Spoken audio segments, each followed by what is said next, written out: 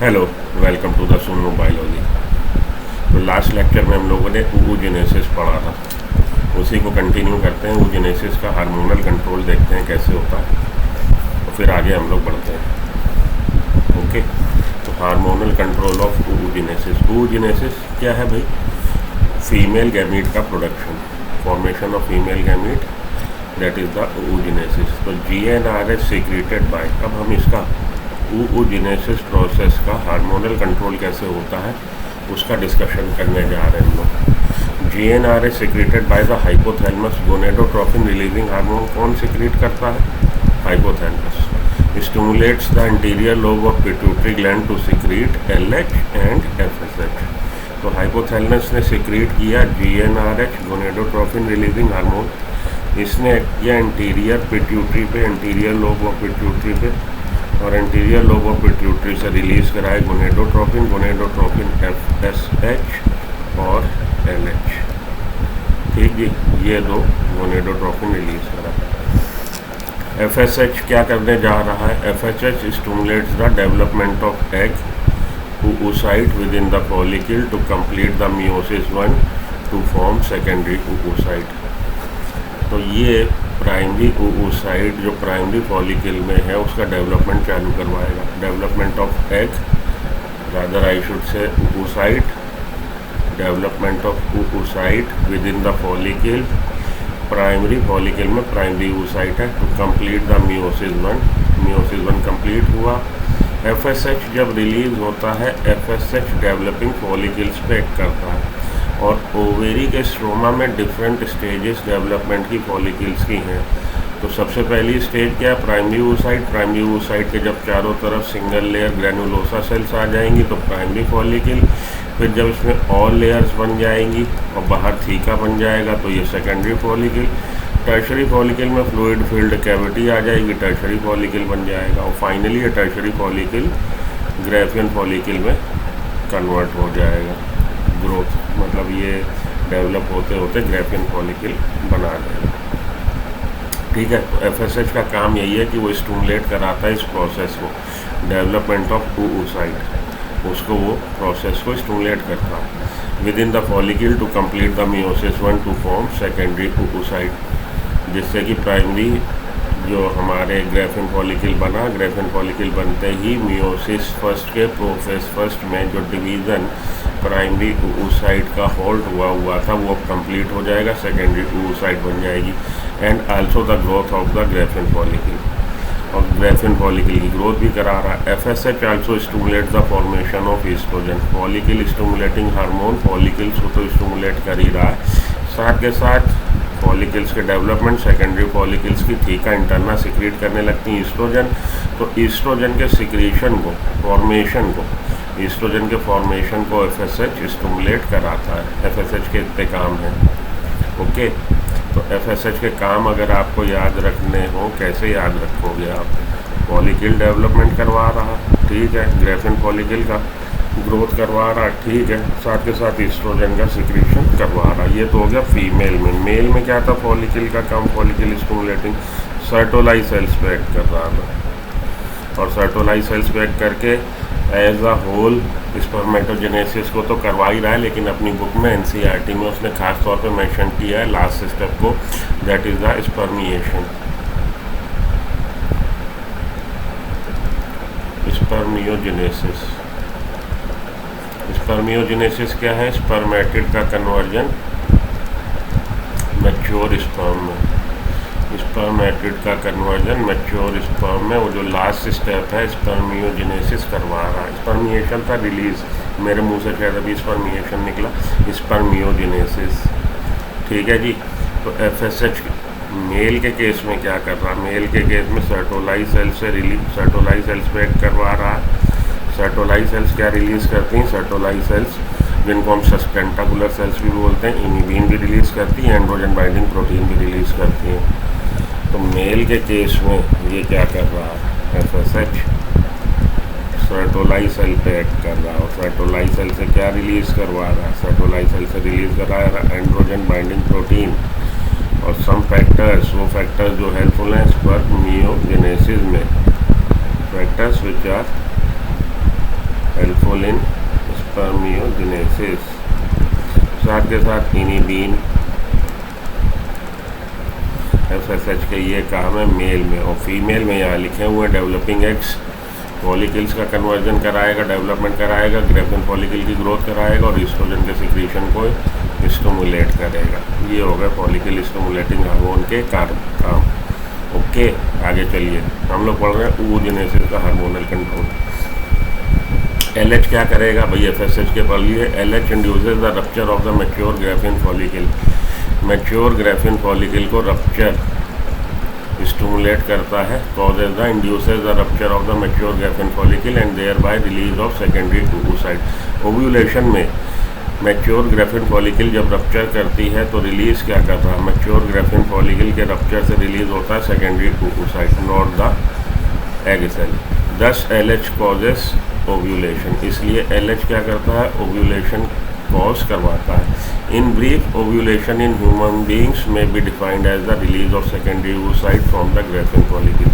तो कम शब्दों में बात करें तो ह्यूमन बींग्स में सेकेंडरी oocyte रिलीज कर रहा है ग्रेफिन फॉलिकल, ओव्यूलेशन में ये हो रहा है। The remaining part of the Graafian follicle is stimulated by the LH to develop into the corpus luteum. The remaining part of the Graafian follicle is stimulated by the luteinizing hormone.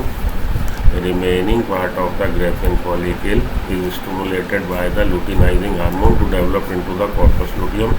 It secretes progesterone. जो remnant बचेगा, जो अवशेष बचेंगे corpus luteum के जो अवशेष बचेंगे Graafian follicle के रप्चर होने के बाद, ग्रेफिन फॉलिकल रप्चर हुई है under the influence of rising LH। Graafian follicle rupture होने के बाद रिलीज़ किया उसने क्या, सेकेंडरी oocyte, और जो अवशेष बचे वो अवशेष क्या बना रहे हैं, corpus luteum, yellowish body. Corpus luteum का मतलब है येलो बॉडी, जो कि सिक्रीट करेगा progesterone. The rising level of progesterone inhibits the release of GnRH। अब प्रोजेस्टेरोन बढ़ने लगा तो प्रोजेस्टेरोन नेगेटिव फीडबैक देगा GnRH को। GnRH कौन रिलीज़ कर रहा है, हाइपोथैलेमस। उससे क्या हो रहा है, उससे रिलीज़ हो रहा है LH और FSH। कहाँ से, एंटीरियर लोब ऑफ पिट्यूटरी से। FSH ने क्या किया, FSH ने फॉलिकल्स का डेवलपमेंट कराया, ग्रेफिन फॉलिकल के मैच्योरेशन में, ग्रोथ में हेल्प करी, और ईस्ट्रोजन के सिक्रीशन को, ईस्ट्रोजन के सिंथेसिस को इसने स्टिमुलेट किया FSH ने। LH ने क्या किया, LH का high level of LH is responsible for ovulation. Ovulation हो गया, ओव्यूलेशन हो गया तो ग्रेफिन फॉलिकल से रिलीज हुई सेकेंडरी oocyte, सेकेंडरी oocyte, और ग्रेफिन फॉलिकल का बचा कुचा वो बना दी कॉर्पस लुटियम, और कॉर्पस लुटियम सिक्रीट करने लगा प्रोजेस्टेरोन। अब प्रोजेस्टेरोन का लेवल जैसे ही बढ़ेगा तो प्रोजेस्टेरोन शट बैक करवाएगा किसको, GnRH को। The rising level of GnRH inhibits the release of GnRH। Rising level of progesterone inhibits the release of GnRH। तो देखिए सभी चीज़ें एक दूसरे से जुड़ी हैं, और ये आप अगर फ्लो चार्ट समझ लोगे तो आपको आगे कॉन्ट्रासेप्शन वगैरह भी समझ में आएगा। At the time of birth, ovum is in the form of, time birth के समय ओवम किस फॉर्म में होता, प्राइमरी oocyte के फॉर्म में होता। Correct option is primary oocyte। The process of formation of mature human female gamete is known as oogenesis। oogenesis is initiated during the embryonic development. oogenesis कहाँ चालू हो गया, जबकि अभी बच्चा माँ के गर्भ में ही है, जबकि स्पर्मेटोजेनेसिस चालू होता है at the age of puberty. When oogonia are formed within each fetus ovary, जब कुछ oogonia फॉर्म हो जाएंगे, this cells start division and enter into the prophase of the meiotic division. Primary oocyte enter हो जाएगा meiosis division में, prophase first में temporary arrested halt हो जाएगा, और ये तब प्राइमरी oocyte, अब इसके चारों तरफ ग्रैनुलोसा सेल आ गई तो ये प्राइमरी फॉलिकल बन गया। Each primary oocyte then gets surrounded by the layer of granulosa cells and then called the primary follicle. A large number of these follicles degenerate during the phase from the birth to puberty. Okay? The primary follicles get surrounded by more layer of granulosa cell and form secondary follicle. तो ये सब हम लोग study कर चुके, ठीक है जी। आगे चलते हैं, उससे पहले हम लोग फिर से एक बार जो हम लोगों ने पिछले टर्न पे पढ़ा था उसको देख लीजिए आप।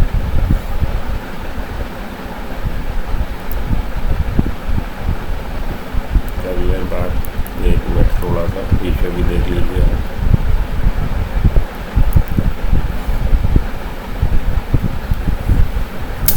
हाँ जी, एक चीज़ ये देख लीजिए, प्राइमरी फॉलिकल और large number of this follicle, large number of these follicles degenerate during the phase from birth to puberty. Therefore, at puberty, only 60,000 to 40,000 primary follicles left in each ovary. 60 to 80,000 puberty आने पे हर ovary में है, ठीक है। और जब पैदा हुई है तब कितने, तब नियर अबाउट 2 मिलियन है। ये चीज़ यहाँ मेंशन नहीं है, आगे मेरे उसमें मेंशन मिलेगी आपको, देख लेते हैं हम लोग।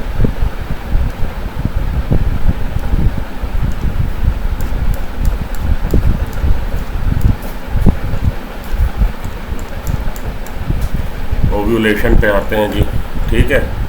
oogenesis clear. अब हम लोग नया टॉपिक चालू करने जा रहे हैं, ओव्यूलेशन। नया टॉपिक ओव्यूलेशन।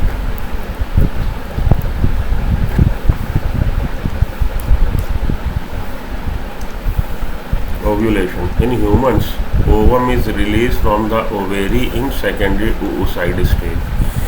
ओवम रिलीज हुआ ओवेरी से किस स्टेज पे, सेकेंडरी oocyte स्टेज पे। Thus in human being ovulation is the release of secondary oocyte from the ovary. तो ह्यूमन बीइंग के केस में ओव्यूलेशन क्या है, release of secondary oocyte from the ovary. The wall of the ovary gets ruptured to release the oocyte। Ovary की wall rupture हुई और ovary की wall rupture हुई तो उसने सेकेंडरी oocyte को रिलीज कर दिया। In humans, ovulation occurs about 14 days before the onset of the next menstruation। ये वाली लाइन इंपॉर्टेंट है।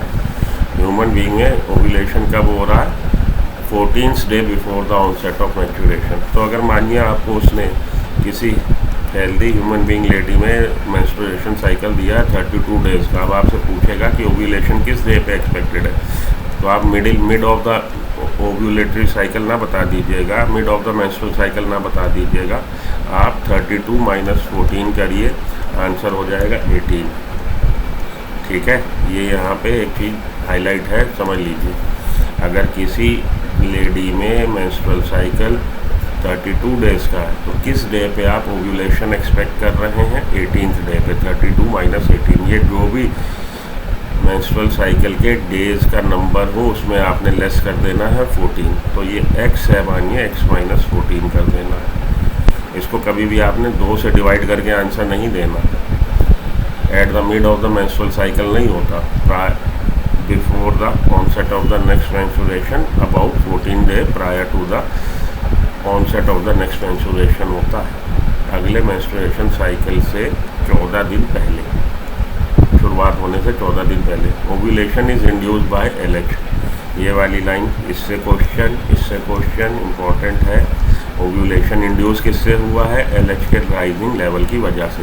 The maturation of the ovum is completed in the mother's fallopian tube usually after the sperm has enter secondary oocyte during fertilisation. अब ये further oocyte से ovum female gamete कब बनेगा, जब इस मेल स्पर्म आके इसमें एंट्री करेगा oocyte में।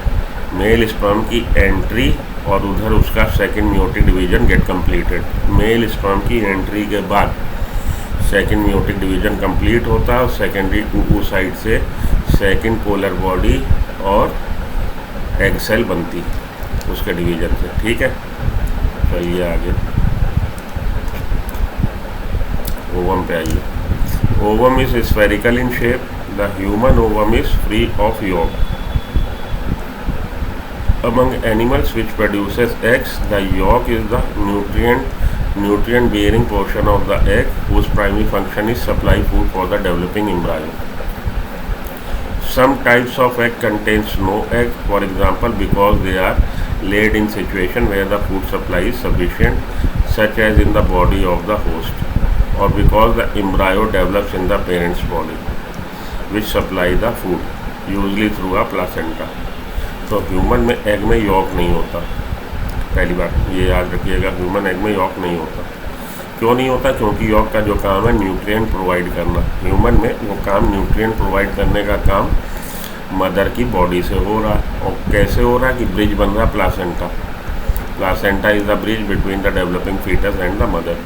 तो प्लासेंटा की सहायता से बेबी को फीड मिलती रहेगी, इसलिए यॉक की ज़रूरत नहीं है।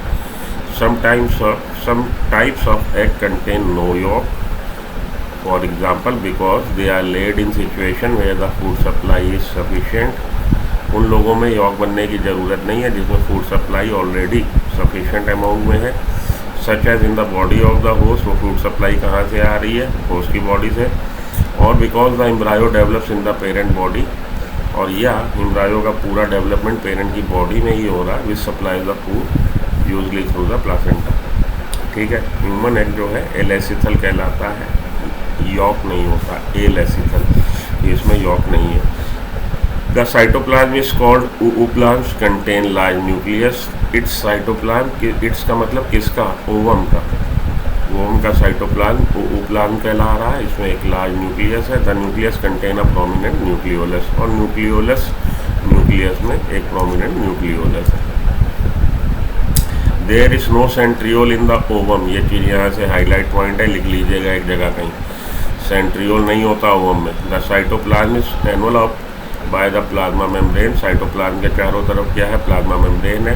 A narrow perivitelline space is present outside the plasma membrane. तो ये देखिए, ये तो है न्यूक्लियस, ये है न्यूक्लियर, ये है आपकी प्लाज्मा मेम्ब्रेन।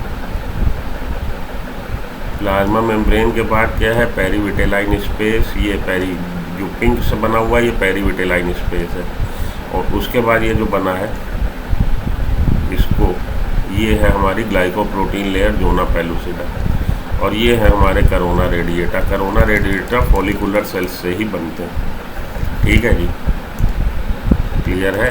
फिर से देख लीजिए, ये है आपकी ओवम सेल, एग सेल, ये है एग सेल का न्यूक्लियस, ये है उसका ooplans साइटोप्लाज्म, ये है सेल मेम्ब्रेन, प्लाज्मा मेम्ब्रेन। ये पिंक से पोर्शन जो है जिसको मैं ब्लू किए दे रहा हूँ, ब्लू कर दे रहा हूँ, ये है क्या? पेरीविटेलाइन स्पेस। पेरीविटेलाइन स्पेस के पास ग्लाइकोप्रोटीन लेयर जोना पेलुसिडा है, और जोना पेलुसिडा ए सेलुलर लेयर होती है। ये चीज़ ध्यान रखिएगा, सेल्स की बनी नहीं है, ग्लाइकोप्रोटीन की बनी है। तो जिसको मैं फिर से ब्लू से किए दे रहा हूँ, ये आपकी क्या है? Zona pellucida. ठीक है जी, जोना पेलुसिडा। और उसके बाद है करोना रेडिएटा, ये है corona radiata. Okay, there is no centriole, ovum में सेंट्रियोल नहीं होता, याद रखने वाली बात है। Cytoplasm is enveloped by the plasma membrane.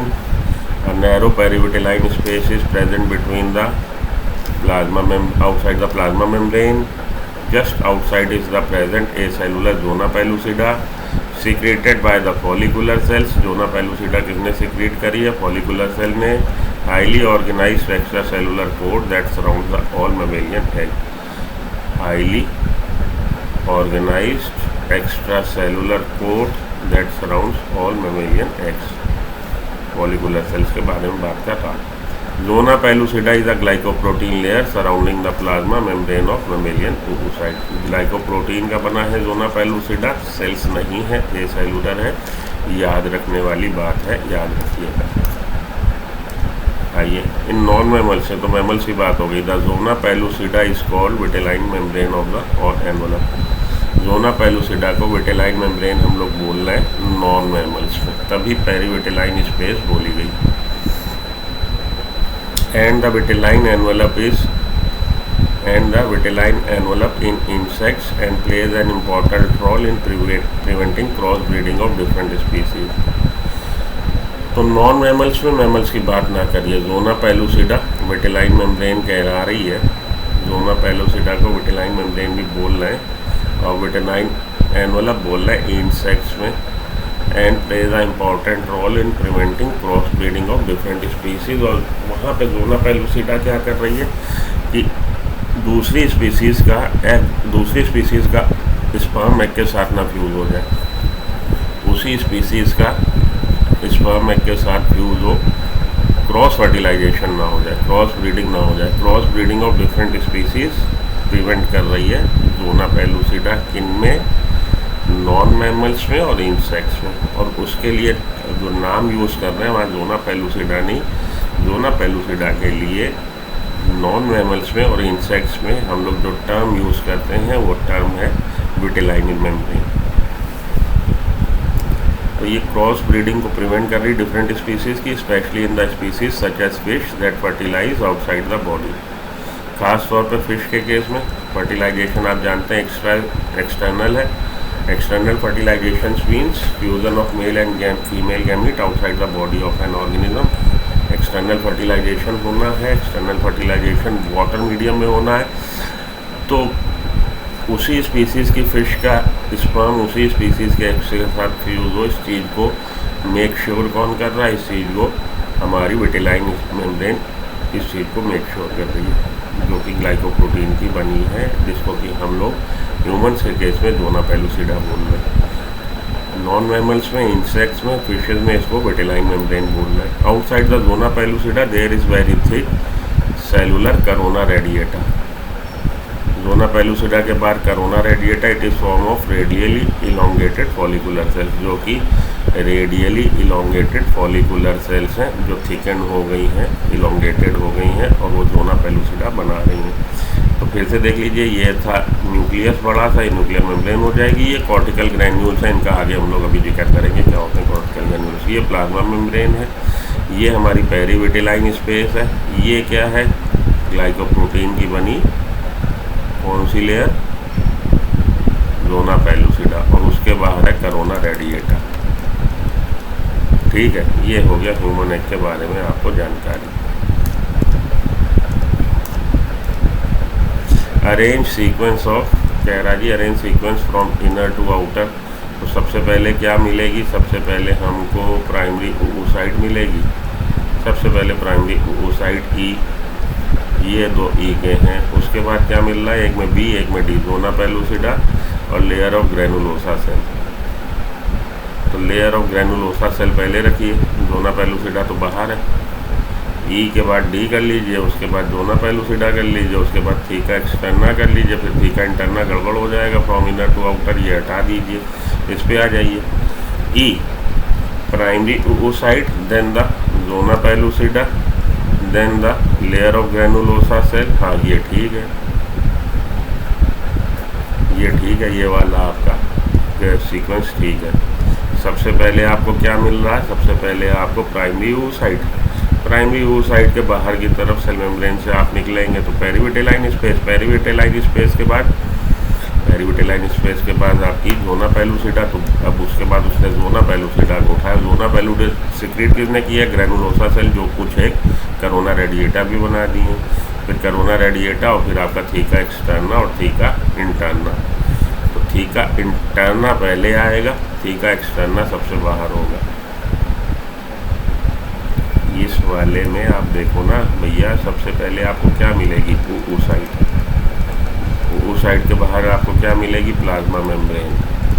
Plasma membrane के बाहर क्या मिलेगा? पेरीविटिलाइन स्पेस। उसके बाद क्या मिलेगा? Zona pellucida. उसके बाद क्या मिलेगा? ग्रेनुलोसा सेल्स, जिसको कि आप करोना रेडिएटा भी बोल सकते हैं। और उसके बाद थीका एक्सटर्ना और थीका इंटरना और थीका एक्सटर्ना। सबसे बाहर है थीका एक्सटर्ना। ये वाला आपको सीक्वेंस जो है मैच कर रहा है, आपको इसको उठा लेना है। ओके, चलिए आगे।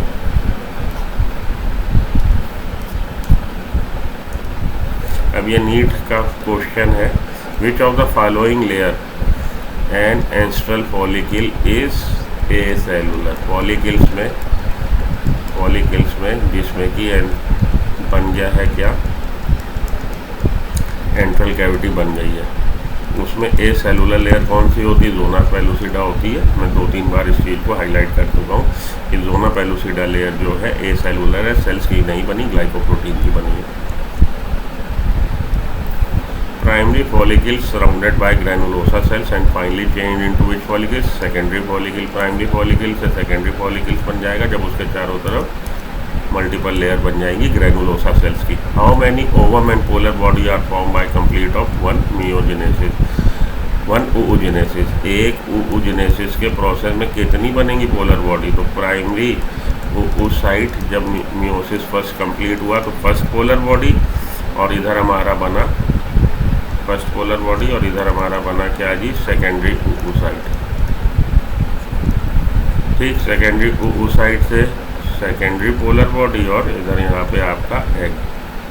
तो अगर आपसे पूछा जाए आप जवाब दोगे एक यहाँ पे और एक यहाँ पे दो, नहीं ऐसा नहीं है, क्योंकि बहुत सारे साइंटिस्ट ये मानते हैं कि ये फर्दर दो में डिवाइड हो गई है। अपनी बुक में तो उसने जिक्र नहीं ना कि अपनी बुक में उन्होंने छोड़ा कि इनका फ्यूचर क्या है, उसको नहीं डिस्कस किया। तो 3 आपकी पोलर बॉडी और एक ओवम, मैं ये जवाब दूंगा। ठीक, अगली स्लाइड पर चलते हैं।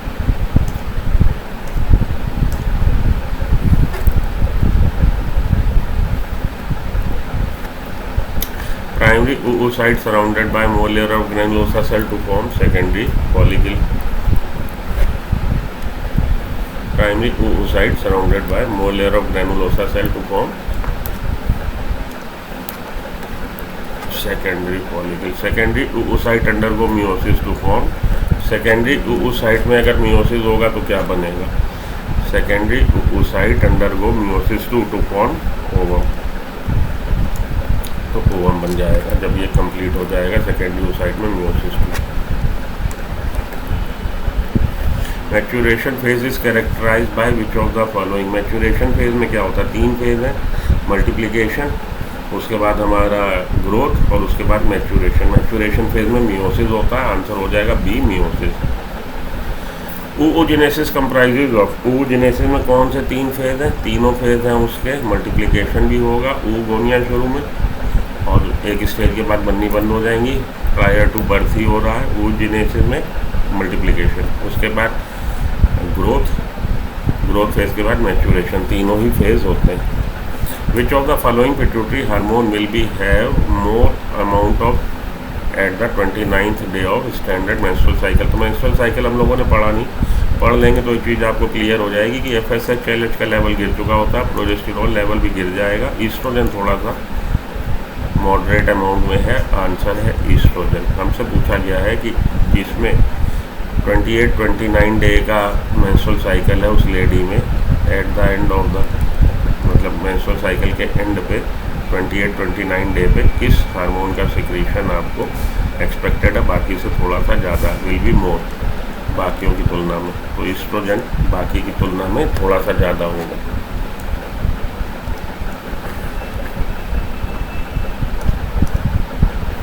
Number of primary follicles during the time of the birth. Primary follicles कितने होते हैं? तो ये 2 million primordial follicle with their primary oocyte in the ovary at birth suspended in the 2 million near about primary follicles होते हैं। Number of primary follicles during at the time of birth, ये आपकी book में नहीं दिया, तो इसको आप यहाँ से उठा लीजिएगा, वीडियो को पॉज करके लिख लीजिएगा, नोट कर लीजिएगा।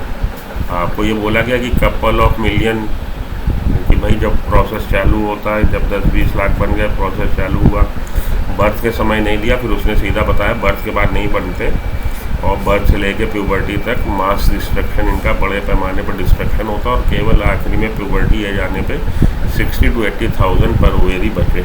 तो time of birth, at the time of birth उसका नंबर नहीं दिया हुआ, वो यहाँ से आप नोट कर लीजिए, इसको स्क्रीन कैप्चर करके कि near about 200 million, sorry 2 million, near about 2 million, sorry near about 2 million primordial follicles with their primary oocyte in the ovary at the time of birth suspended in the first division of meiosis, जो अभी meiosis first के prophase first में halt है। Which one is discontinuous process? Gametogenesis, spermatogenesis, oogenesis। Gametogenesis इसलिए नहीं बोल सकते हम क्योंकि गैमेटोजेनेसिस में दोनों ही प्रोसेस आएंगे, और स्पर्मेटोजेनेसिस जो है डिसकंटिन्यूअस प्रोसेस नहीं है। डिसकंटिन्यूअस प्रोसेस क्या है? डिसकंटिन्यूअस प्रोसेस हमारा oogenesis है, जो हॉल्ट हो जाता है, थोड़े दिन के लिए रुक जाता है। ठीक है जी।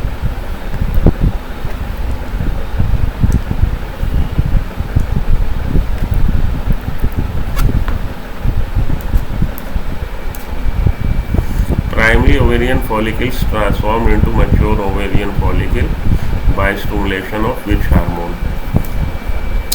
Primary ovarian follicles transform into mature Graafian follicles by the stimulation of which hormone? Follicle stimulating hormone। वो फॉलिकल स्टिमुलेटिंग हार्मोन है जो प्राइमरी फॉलिकल्स को मैच्योर कराता है, टर्शरी फॉलिकल ग्राफिन फॉलिकल में बनवा रहा है। Ovarian follicles present in which region of ovary, इसमें होते हैं तो ओवेरी के हम लोगों ने स्ट्रक्चर पढ़ा, outer and inner. Outer is cortical and inner is medulla. Outer हिस्से में होते हैं, कॉर्टिक्स रीजन में होते हैं।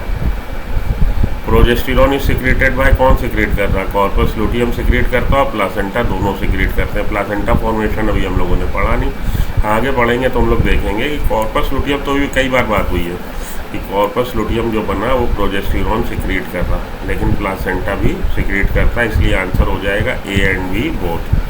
The hormone progesterone is also known as the pregnancy hormone. This hormone is secreted by the corpus luteum at the initial stage of pregnancy and later through the placenta. After the development of placenta develop हो जाएगा तो later stage में placenta भी secrete करेगा। The hormone is responsible for the maintenance of the cell lining of the endometrium throughout the pregnancy। और ये hormone responsible है for the maintenance of endometrial breast throughout the pregnancy। Thus the correct answer is option D। इसलिए correct answer क्या है? option D। Graafian follicle of ovary secretes, Graafian follicle of ovary secretes, क्या secrete करता है? Progesterone.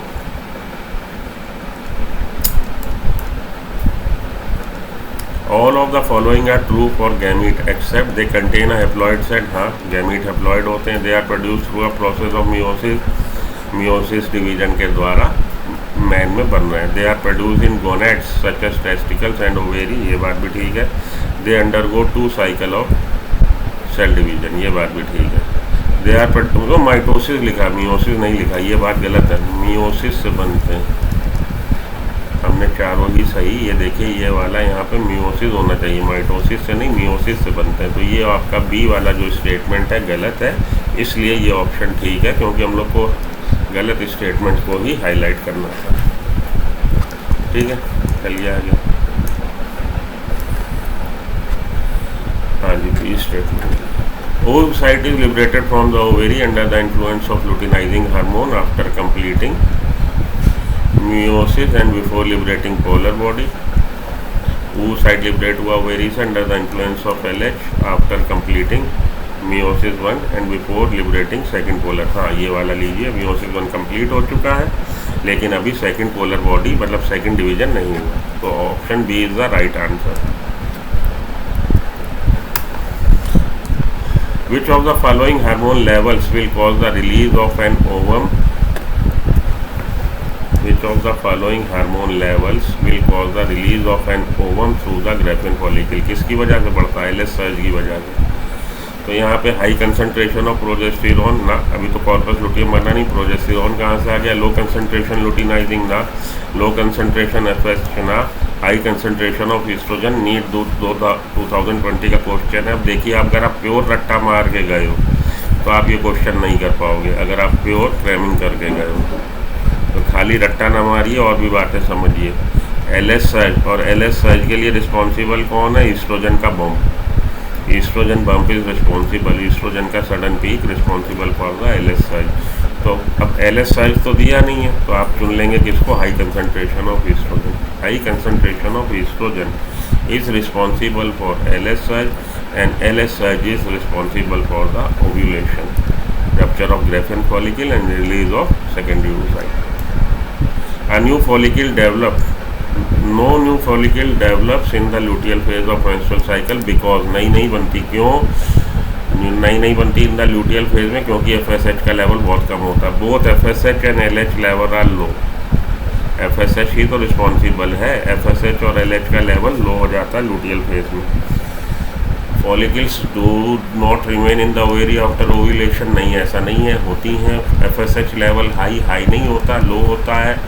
LH level are high नहीं, उसके बाद dip कर जाता है। Both FSH LH level low, ये वाला स्टेटमेंट ठीक है, इसको आप चुनिए। मेंस्ट्रुअल साइकिल पे आते हैं, तो नया आपका टॉपिक चालू होने जा रहा है, मेंस्ट्रुअल साइकिल। ओके, तो यहीं पे इस लेक्चर को मैं रोकता हूँ, क्योंकि इस लेक्चर में आपका एक टॉपिक कवर हो गया है। नेक्स्ट लेक्चर में हम लोग डिस्कस करते हैं मेंस्ट्रुअल साइकिल।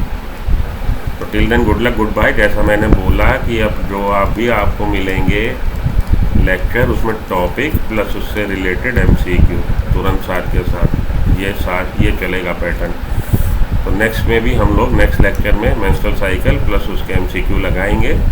ये वाला तब तक आप रिवाइज करो जो पढ़ाया है, oogenesis और स्पर्मेटोजेनेसिस।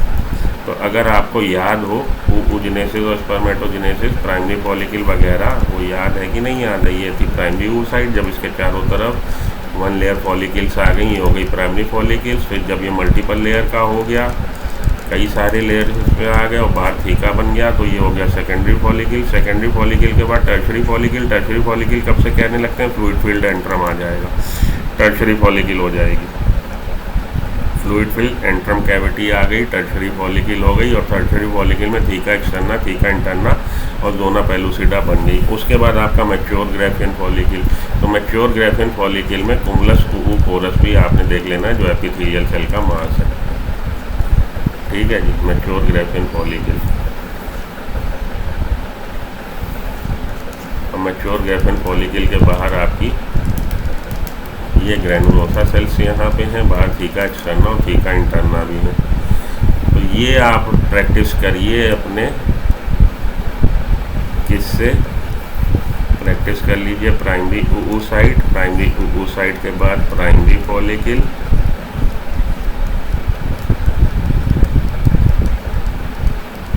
प्राइमरी फॉलिकल के बाद सेकेंडरी फॉलिकल, जब ये मल्टीपल लेयर हो गया, ग्रैनुलोसा सेल्स,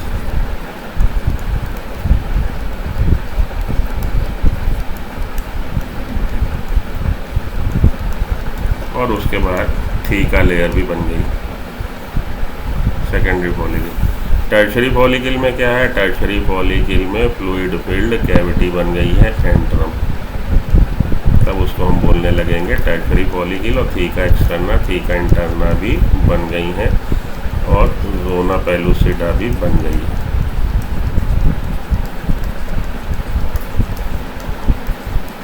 ये फ्लूइड फील्ड कैविटी है, ये अपना न्यूक्लियस है oocyte का, ये फॉलिकुलर सेल्स हैं। इसके बाहर आपकी प्लाज्मा मेम्ब्रेन, उसके बाहर आपका जोना पेलुसिडा, और जोना पेलुसिडा के बाहर थीका एक्सटर्ना, थीका इंटरना। ये आपकी होगी टर्शरी फॉलिकल। और ग्राफियन फॉलिकल में आपको कुमुलस ooporus वो मिलेगा, ये चीज़ आपको याद में रखनी है।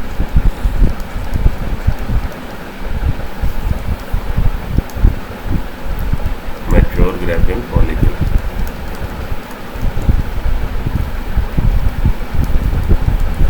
फ्लूइड फील्ड कैविटी एंट्रम है, ये कुमुलस ooporus है, ये आपकी प्राइमरी oocyte है यहाँ पे, और बाहर इसके थीका एक्सटर्ना और थीका इंटरना, और हमारा जोना पेलुसिडा। तो इसकी आप अगर एक थोड़ी सी प्रैक्टिस स्केच करके कर लोगे तो अच्छे से याद रहेगा। तो नेक्स्ट लेक्चर में हम लोग मेंस्ट्रुअल साइकिल को पढ़ते हैं। इसको यहीं रोकते हैं, इस वाले लेक्चर को। Till then good luck, goodbye. मिलता हूँ ब्रेक के बाद।